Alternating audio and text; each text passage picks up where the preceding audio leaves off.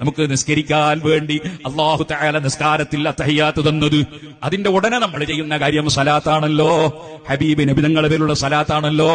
ആ സലാത്ത് നിർബന്ധമാണ്. യാ അയ്യുഹല്ലദീന ആമനൂ സല്ലു അലൈഹി വസല്ലിമു തസ്ലീമാ. നിങ്ങൾ നബി തങ്ങൾക്ക് സലാത്ത് ചൊല്ലണം, സലാം ചൊല്ലണം. അത് ഖുർആൻ കൽപ്പിച്ചതായതിനാൽ അത് നിർബന്ധമാണ്. ആ നിർബന്ധം കിട്ടുന്നത് നിസ്കാരത്തിലാണ്. അസ്സലാമു അലൈക അയ്യുഹൻ നബിയു. നബി തങ്ങൾക്ക് നമ്മൾ സലാം പറയുന്നു. അല്ലാഹുമ്മ സല്ലി അലാ മുഹമ്മദ് അല്ലെങ്കിൽ സല്ലി അലാ സയ്യിദിനാ മുഹമ്മദ്. നബി തങ്ങൾക്ക് നമ്മൾ സലാത്ത് ചൊല്ലുന്നു, നിർബന്ധം വീട്ടുന്നു.